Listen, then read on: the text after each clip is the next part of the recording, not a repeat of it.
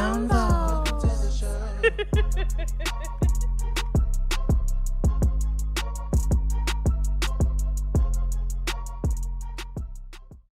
Welcome back to Candid Conversations with Carmen. I'm your host, Carmen, and this is my side host, Ashley, and our wonderful producer, T-Nugget.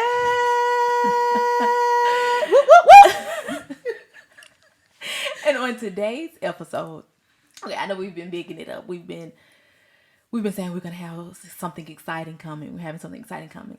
The excitement has come. So I am so grateful to today's guest.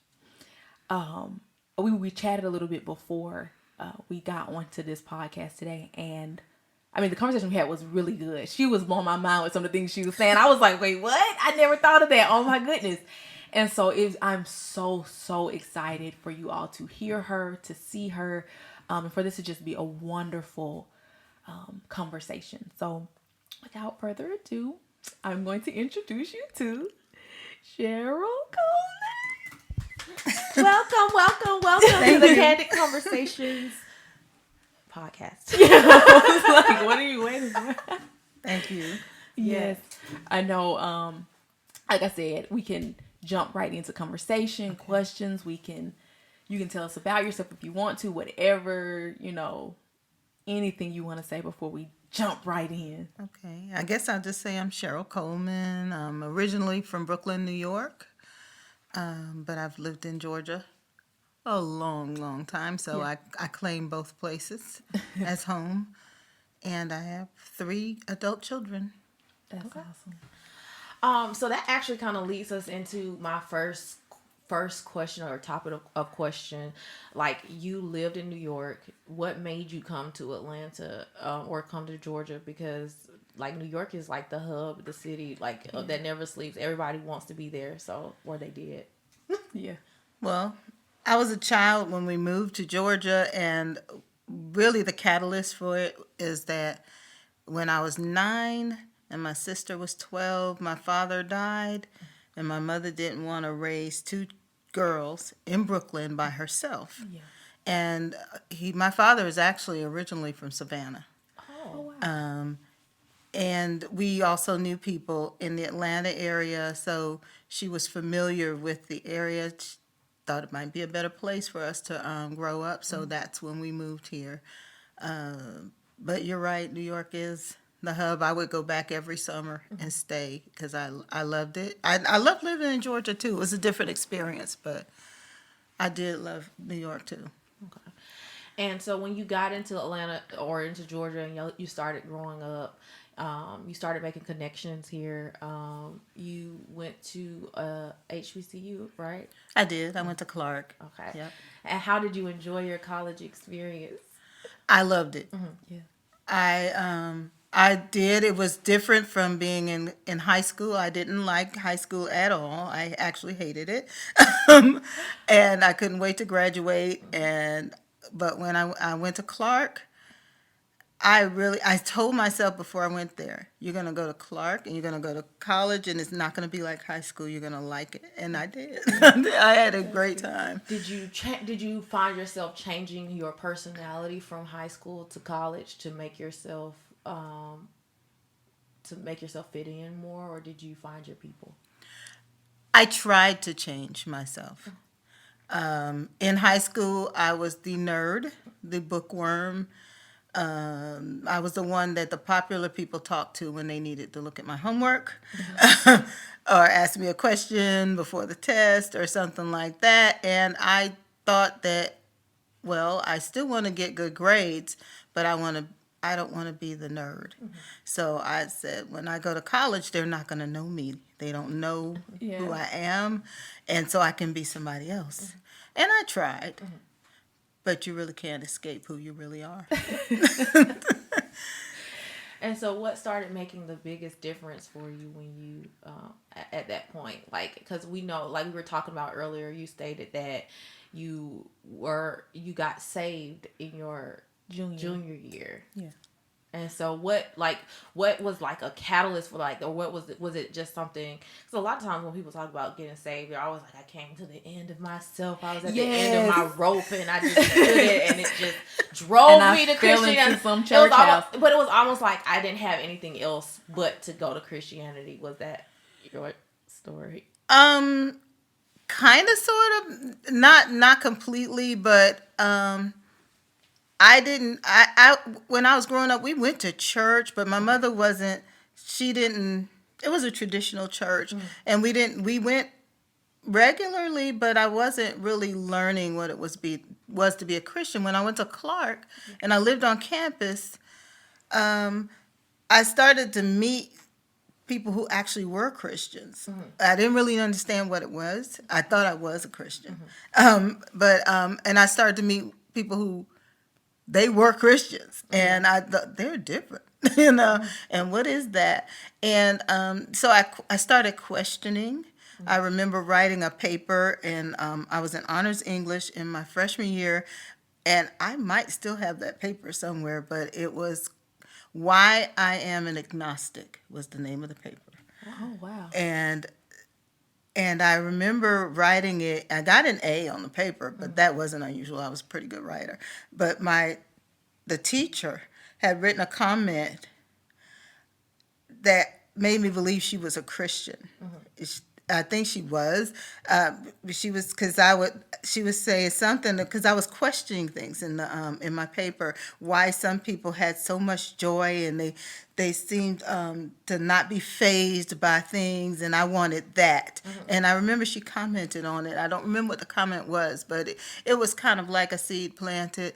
But things did. I got saved in my junior year because I met my husband actually my freshman year, and we were dating, and neither of us really knew what it meant to be a Christian, even though he grew up more in the church than me. But he also had issues that caused him to harm himself in college, and that threw me for a loop. I'm like, what in the world? What do I do? And he had to go home instead of being in school. And there were some Christian friends that led me to the Lord then, because I really didn't know what to do. The Lord saved his life. Yeah. And I knew it had to be the Lord that saved his life. I didn't want to get in too many details, but Yes. God did save his life then. And so that drew me to him, and that's when I got saved. Yeah. Wow. I didn't know that. No, that's amazing. So when you got saved, I know you mentioned that you started going to fellowship, and that was where you started to really kind of learn and develop, like, was it your foundations of your faith that you started to build up, or was it just the questions that you had in that paper where you starting to get the answers to those things? I was getting the answers. The young lady who's a good friend of mine who led me to Christ at Clark, she didn't go to fellowship, but she went to a church similar to that. But she just gave me a Bible and told me to start reading John. Just read John. And I started reading John, and and I was underlining things, and I didn't know these things were in the Word, because we weren't encouraged in the church I went to even read the Bible. It wasn't like they would say, don't read it. It just wasn't a thing. Yeah. You came to church and they told you what you needed to hear, and that was it. And so I was reading it, and I'm like, wow, I didn't know that was there. And then I went to fellowship,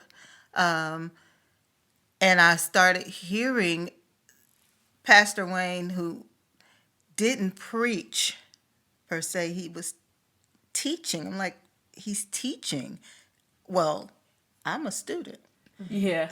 That's who I am. So I had my notebook, and I'm used to taking notes. I had notebooks full of just notes and things in my Bible, and I'm like, wow, I was getting my answers. I didn't know these things. I knew so little about the Lord himself, about Jesus. I knew about church, but I didn't know about Jesus.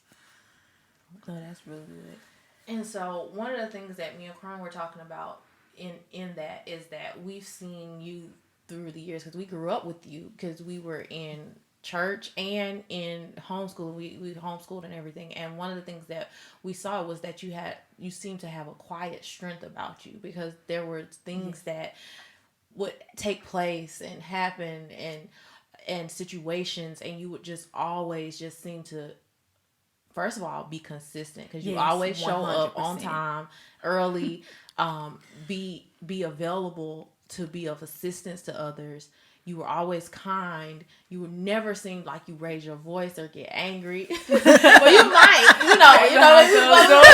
your children might see a different side of you, but for the most part, it seemed like you were able to hold your composure in all of the different situations that you were in. And even like you were saying with your husband and all the things in college, how were, like, well, you said you came to the Lord, but how did that happen? Like, for like homeschooling and 3 children and all these type of things, how did you make it through? That has to be the Lord, because you were describing me. I'm like, who's that person? My children probably beg to differ. I did sometimes raise my voice, but and we've been through some stuff, but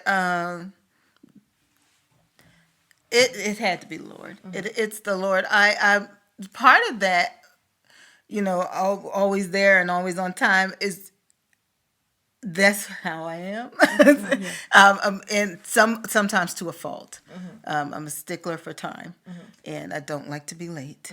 And so that was part of that. I can't imagine being late for church. I just can't. And so, or anything, I just can't. And so that's part of that is kind of a, I don't want to say anal retentive, but it is kind of, because I can be obsessive about it sometimes. And the Lord had to temper me, and he found a funny way to do that by always putting people in my life who are very bad with time. So You and Esther are the same. She's like, I am late. And everybody will make her late. She'll be like, okay, Lord, help me. The struggle, because Brother Jason, bless his heart, he couldn't be on time to save his life. I mean, and his whole family was like that. So, and I'm like, Lord, how did we end up together? And it was God knows what he's doing. And it was to temper me, because I was obsessive about time. I still have a tendency to be, but it balanced me out some and showed me how to be patient, and to chill. which I never did easily. Just chill, and not to nag. Because How do you do that? That's, like, no, really, because that's something for me. It's hard. It's because when you think you are doing something the right way and you have wisdom on that, you think you have wisdom on how it should be done. You can tell yourself you're sharing your wisdom. I mean, if you're not a good time manager, but I am, let me explain how you can be a better time manager. But it was nagging. It's like, why don't you get your stuff ready ahead of time? Or if you have extra time, if you find yourself ahead of time, don't try to fill it with other things. Just go ahead and leave so you can be early. Yes. But it's a nagging, because you think what you're doing is right. It might be, but it is hard. I had to learn. The Lord taught me how to not do that, because what it was doing is it wasn't making anybody move any faster. It might have made them move slower. And so I had to learn how to just sit and just wait. And at first, I wasn't waiting patiently. It might have looked like I was, because I wasn't saying anything, but inside the turmoil, I can't believe we're going to be late. Why can't you just be on time? Just that inner dialogue. I had the whole thing going on, but after years, it got where it was, the dialogue got quieter and quieter and less. And I can't say it doesn't start off because I have other people in my life that struggle with time. I always have friends that struggle with time. I got a child that struggles with time, but I take it easier now. It's not, so it's just a balance. God did it. It's not me at all. So the things you see that you might admire is God. Definitely. Yeah, no, because I was thinking, I know we were talking earlier, and you mentioned that you said you used to worry about things like before you came to the Lord, like everything would make you just nervous almost. And I know a lot of people that we've had on the podcast have said that's something that they also deal with, like our guests or anybody. Like I talk to people and they're just like, oh gosh, something just happened. Oh my goodness, the sky is red. I said, oh gosh, and it's like every single thing. Like I was late this morning. What does that mean? All these different things. I know that you're like the Lord had helped you to be delivered from just that weight and that pressure. Was it like a turning things over to Him and you're just like, Lord, you handle it, or was it more like He just slowly gave you steps, like, okay, first, turn to my word, be careful for nothing. And then, how did you heal? Like, how did you work through it? There was a little bit of all of that because I did worry a lot. I worried a lot as a child. My mother used to call me Miss Doom and Gloom because I remember when growing up in New York, when we'd be walking along the sidewalk and they have those grates in the sidewalk, and you'd walk on them, and I said, Mom, what if it just falls in and we just fall? I mean, we would be in the subway. What if I fall in the tracks? I would say stuff just like I literally could find. We'd be riding on the train. What if the train crashes? I always would go over the bridge. What if it falls off the bridge? I don't know well, I know it came from the devil, but that was always Miss Doom and Gloom. Yeah. I really genuinely was worried about those things and other things. And so it was in me to worry about a lot of different things. When I got saved, the word, I would go to the word, and a lot of things didn't frighten me anymore. I don't know if there were steps or anything, but I got saved and I was so convinced that God had me. Yeah. I was just convinced that even now I look back on it, I'm like, you didn't really know anything, but you were not afraid. You just knew at that time that God had you. And sometimes God will show me, don't you remember where you weren't afraid of anything? Because sometimes the fear will try to creep in now. Yeah. And I'm a lot older. And he was like, don't you remember? You weren't afraid of anything. There was a thing going around when I first got saved. I was in my early 20s about the world ending. There was a thing and there was a date. I don't know who put this out here. Yeah. And I was a new Christian, but that the world was going to end, and it was like on a Tuesday. And that was, if I didn't know the Lord, that would have been something that would have scared me so bad. And I said, Lord, I don't know if the world's going to end on Tuesday, but I know I'm going to go to heaven. And and I really genuinely couldn't even believe it myself. I was not afraid. Mm-hmm. I was not. And so God just said, don't you remember? I delivered you from fear. And it does creep back. The devil is never going to stop. Yeah. So he tries to bring it back, and then the Lord has to remind me that he's there. And if it weren't for him being there, I'd be the old doom and gloom Cheryl, who was everything. I thought of the worst thing that could happen in any situation. Yeah. Wow. That was, I couldn't even imagine that, because that does seem so totally different from who you are now. Yes. But like, as you moved along into like, you're saying like God has given you the strength to do different things. Like, one of the things that we can attest to is that we were homeschooled, and we were talking about earlier, and we were like how I didn't want to be homeschooled. I wanted to be. I'm very social, and I can socialize with my siblings as much as But I only want to. as much, much. Yeah, but they're not new, and so I like to socialize. But the education that I got from homeschooling was so great, in the sense that I felt like I got a lot of knowledge, and it helps me now, even still as I'm in school again. And we talked about this a little bit earlier, but what made you homeschool, and then what made you continue to homeschool? And I'll ask you something else after. Okay. Okay, I remember when Nicholas, my oldest, was 3. He was about 3. And I had to think about, well, where would he go to school? At the time we lived in Roswell. Did we live in Roswell? We might have moved to Stone Mountain by then. But I knew I didn't want him to go to public school. I couldn't imagine him going there. I had taught briefly in public school before I had him, and I didn't want him there. And but I couldn't. Then I said, well, soccer, but I can't afford soccer. We were one income, and we can't afford private school.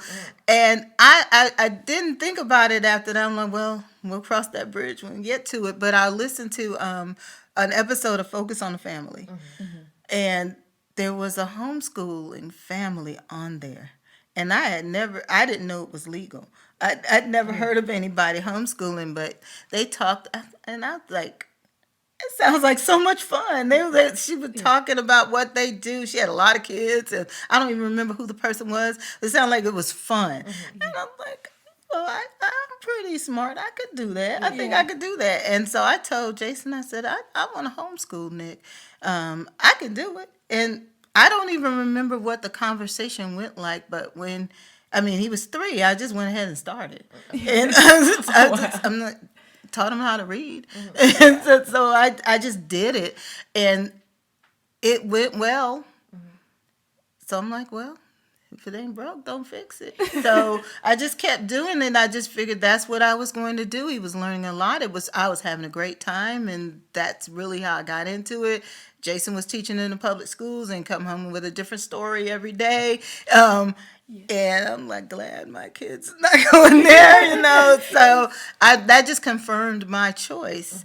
So I just I went into it not with a fear of the schools, but with it would be fun to do this. Yes. And it really was. To me, I had a great time. Wow. So I don't know who my kids did. I had so much fun. Yeah. Wow. I never thought about it. I've never heard really many parents say that they had that they loved it. Like, I loved it. Like, but I will say, when Nicholas was on, that was the sentiment he also shared. He was like, I liked it. Like, I liked what I was doing. Like, he was like, my mom was a G. Like, he was like, she does her stuff. She knows her stuff. So he was really, the enjoyment that you had, I feel like he felt it, because he literally was like, absolutely, it was the best experience. Wow. I'm glad he said that. I know there's some things he wished he had gone to school for. Yeah. And by the time I got Deanna, who was better off homeschooled, but not if you hear her tell it. But that's gratifying to hear. Yeah.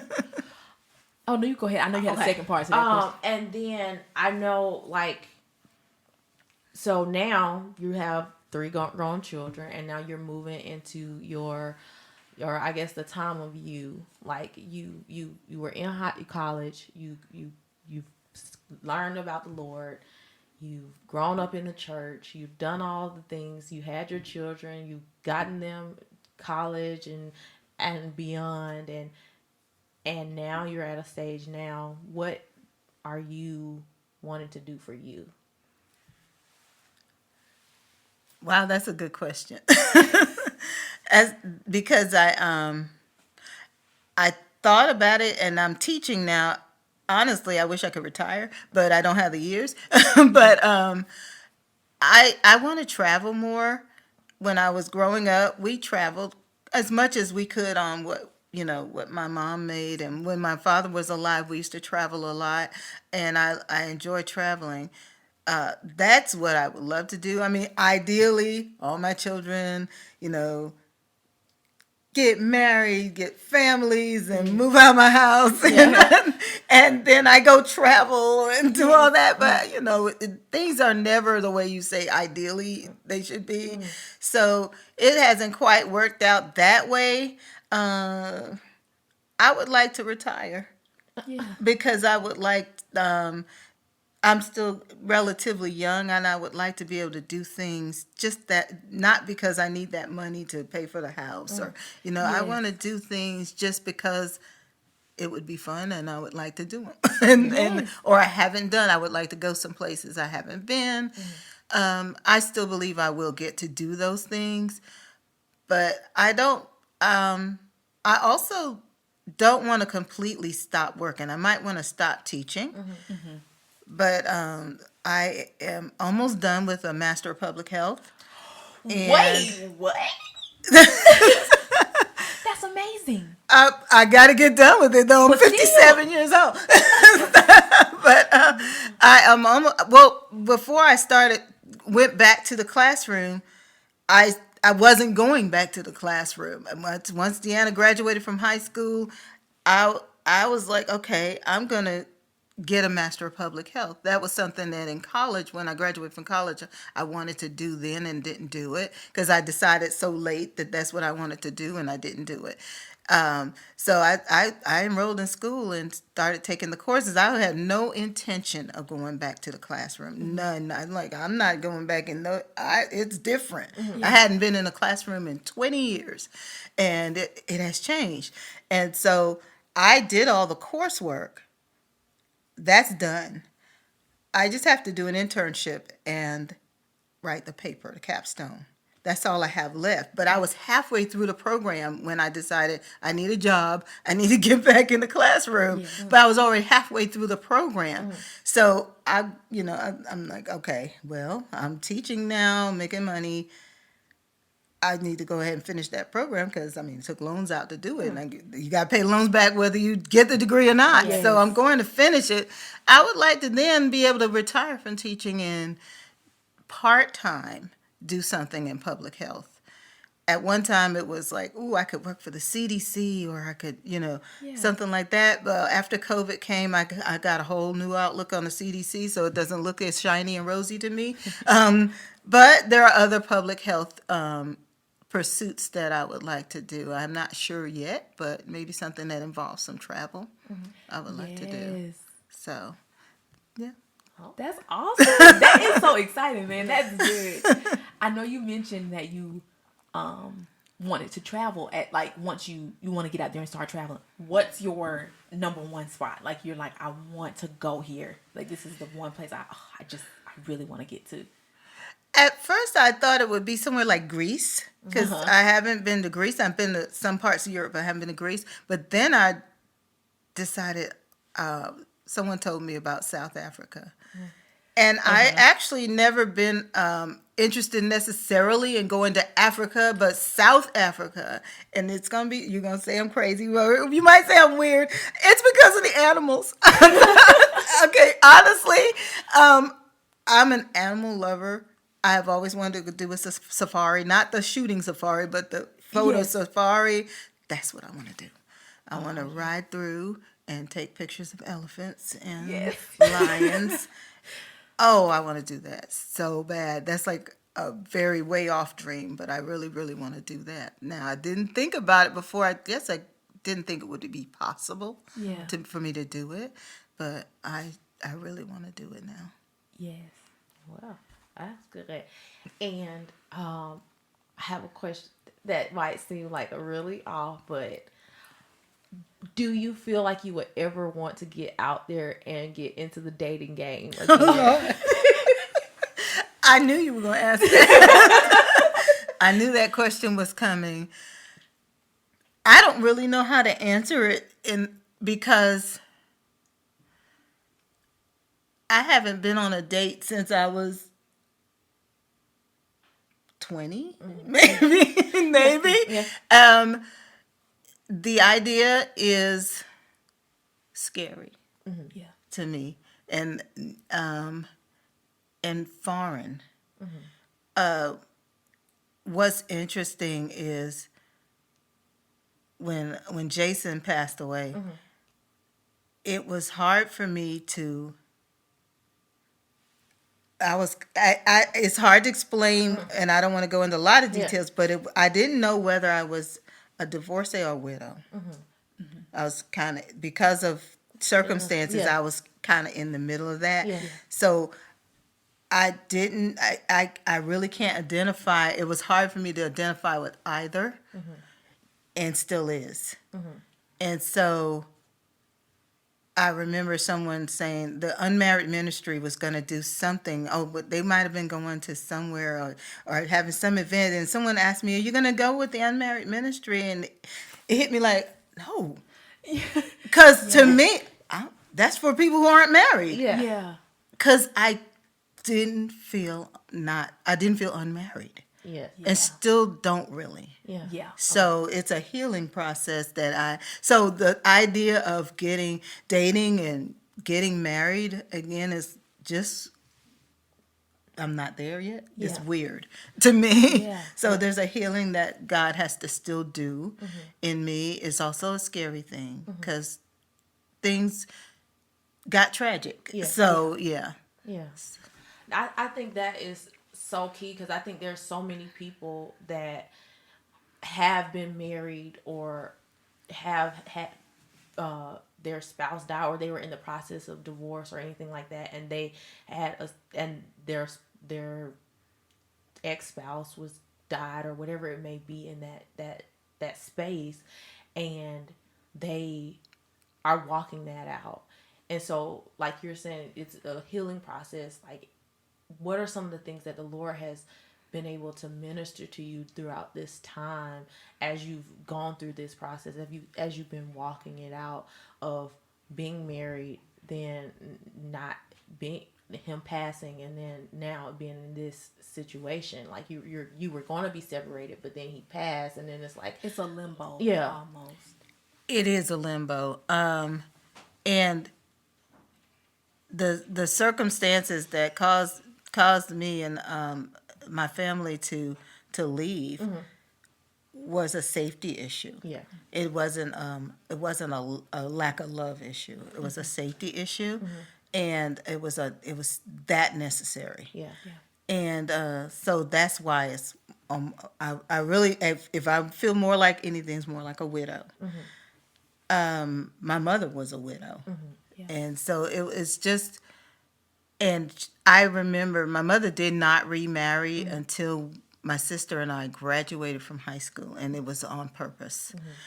And it's just, God is just showing me, because I dealt and still deal with a lot of guilt, and also just some fear, but a lot of guilt and questioning, not questioning God, questioning myself. What should I have done this instead? What could I have said this, and what can I have done to make this better?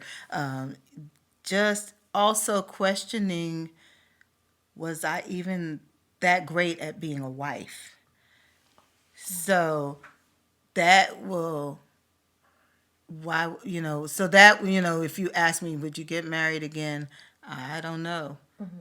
I'm not sure if I'm that good of a wife, and that's what the kind of things that I deal with. Whereas on one hand, it might be cool, but on the other hand, I don't know. I don't want to, mess this up. Yeah. It's because being married was not easy. I loved it. But it wasn't easy, and then circumstances caused me to make me wonder, was I even that great of a wife when I thought I was? So it's just that's just honest. That's just honestly how I feel, and so God is working with me on that. So right now, I actually have never been in a position where I can just make my own decisions. I went from my mother's house to my husband's house at 24. Yeah. And this is a different thing. And I kind of like it, but I kind of like it. It was weird at first. I wasn't making my own decisions. I was still just silly things like in the store buying certain types of soap because that's the soap Jason liked. I didn't necessarily, I didn't care that much, but it wasn't what and God said, you don't have to buy that kind of soap. Yes. Just because if you want a different kind, you can buy a different kind. You can buy the kind you like. Yeah. And that was a revelation. And for me that, you can actually have an opinion about not that, and get what you want. I'm like, well, this is weird because I'm not used to being able to just think of me. Yes. And so it is hard to do. So when you see me, you're there for people. I don't know how not to be. Yeah. So I guess that's okay. But even something as mundane as soap, I might, well, this is the kind we bought. We always bought this kind. And so I guess this is the kind I'm going to buy. Yeah. But I did change. I bought the kind I like. That's good. That's good. Yes. No, that's amazing. I think you being open and honest like that is amazing because it's true. Like, it's a process. Like, where God is taking you and as he's walking and leading you through things, like everybody who's listening and watching the podcast, me sitting right here, us, I'm like, God is so good and he is so gracious that he will walk with us at the pace we need to be at. So it's like, you're learning yourself. You're learning what you want and what you like. And you're getting to see the fullness of your individual life. And you're like, I want to go here. And I want to do this. And I'm like, that is amazing.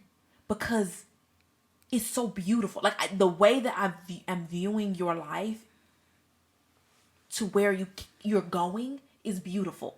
Because it's like, you're like, Lord, you do the thing. Like, Lord, you take control. And if you really do that and really do it, a lot of times we're like, Lord, you got this. And then we try to control it. Mm-hmm. But you're really like, Lord, and he's just slowly like, you can have what you want. You can do what you want gently.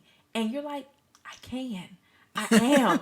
And I'm slowly taking care of myself and slowly thinking. You're innately a person who cares for others. So putting yourself first is something that takes time and effort. So if you're like, okay, I'm going to do this for me. And then somebody says, well, I need you to do something for me. Like, okay, I'll push that to the back burner. But the Lord is just showing you, it's okay to put you first. It's okay to take care of you. It's okay to do what you like. Maybe somebody's going to have to concede this time. But in gentle steps. So he's not like he's pushing you out there, abandon everybody and do your own thing. It's not like that. But it's like, it's gradual and it's so amazing. I know that in your gentleness of accepting what the Lord is doing, he's going to just flourish your life so that you can really be enriched. Like, and I'm like, I'm so thankful that you said what you said the way that you said it, because it's so real. It's present state. It's like, I don't know what's to come, but where I am right now, God is with me right now. Yeah. And I'm like, that is amazing to just hear you say that. I was like just enthralled in you telling us all that stuff. So I'm like, and I know somebody, like I said, if even it's just us hearing that really did just it. And I'm like, you know what, God, you're here with me right now. Like, whatever I need you to do, wherever I need you to fill in, whatever it is, you're walking this out with me. And I have to trust that.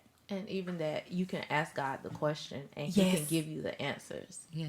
Like, I don't know if I'm the person that I thought I was or that I think I should be, but God, and he'll give you the answer. Write it down and be like, okay, 3 years later, he gives you the answer, or even 2 years later. Yeah. But to hear that really ministered to me. And then also when you were saying, just learning about what you like and everything like that, it made me think about a conversation that I had with Nick, and he said, I just love seeing my mom get her clothes that she gets. He said, because she always loved fashion, and to see her delve into her fashion bag and get the things that she likes and wear the colors, he said, I'm just so excited for her.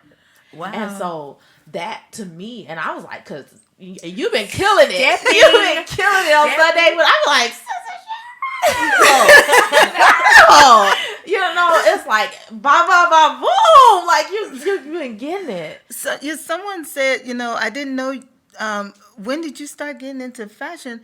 I actually always have been, but you have 3 kids and you're on one income. They get the clothes. Yeah. They're all out. They always outgrow them at the same time, and they get the clothes. So I had, basically, Jason and I, we wore what we had. Yeah. And that had to be it. Every once in a while we get something new and yay. But that's now that they're grown, and also now, I work and it's still hard for me. I will buy things, and I do buy, there's something come to the house all the time. I buy things, and I found myself sometimes like, why'd you buy it? Feeling guilty for spending money on another pair of shoes, Cheryl. But I really do like shoes. But it's okay. You work. God had to deal with me now. He also has to deal with me because I can, you don't have to have every pair of shoes just because you saw some and you like them, so you gotta have those too. Yes. So I do need to temper it, but I'm not used to seeing something that I like and being able to just go ahead and get it. That has not been my life. Yeah. And that didn't mean that I didn't enjoy my life. I did. Yeah. It was a choice I made. It was a choice we made to be on one income, to homeschool our kids, and that was a financial sacrifice we chose to make. So we didn't do a lot of vacations. We didn't, and that was my choice. Yeah. But so it's almost hard the way you live. It's almost hard to change. Yeah. But now I'm starting to walk in it now. But I love clothes, and I love, I'm getting better at fashion. I really wasn't. I like new things, but I wasn't that good at it. But God's showing me. And I think that's the key, because sometimes you can think that your outfit is gonna look banging, but when God tells you to put something together and you come out and you be like, God, what should I wear today? And he comes and you go into your closet and you pull out the pieces and everybody's like, that outfit is amazing, and you're like, look at God. And it's also that you can fall into a rut of what you wear. This is how I always dress, and so my daughter might say, yeah, you can wear that, you should get that. And I will get ready for church, and I'll look in the mirror and I'll doubt. I'll look in the mirror like, I don't know about this. I think I might need to change it. And God said, go with it. And I'm like, I'm going for it. And I had to hurry up and leave, or else I'm going to go find something else that's more comfortable, that's more what I thought was me. And I go out there, and those are the times when everybody's like, wow, that is nice. That's not me. That's not my, because it's easy to fall into the rut. Everything has to be blue. Everything, because that's my favorite color. And it has to be big and it hang off of me, because that's kind of how I always dressed. But if I see myself looking like, wow, I don't know about this. That's when I know, go on out there.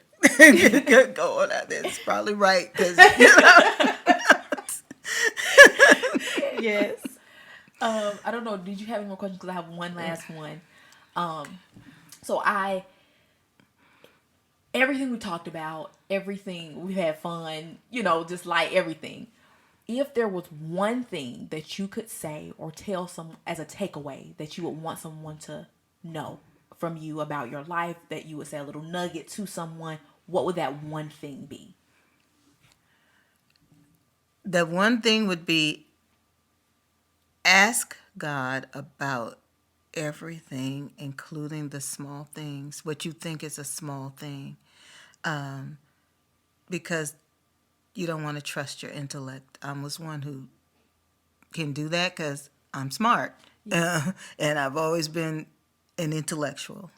Ask God about everything, because your intellect is not going to always get you there. So that would be my one thing. Ask God for everything. Ask him for everything. That was really good. Thank you, Sister Cheryl, for being on. I'm like pumped up. Like, this was so good. I feel full. Like, I feel like I Yes. just learned so much. Like, Yes. in the small things that you said throughout this. It's just been such a blessing. It makes me, you know how people be like, I just love you even more. I love you even more. Because your openness and your honesty and just being willing to share and to be vulnerable, I thank you. Yes. Thank you so You're much. welcome. Yes. Thank you, everyone, for tuning in. We will see you, or you will see us and hear us in the next one. All right. Bye, y'all.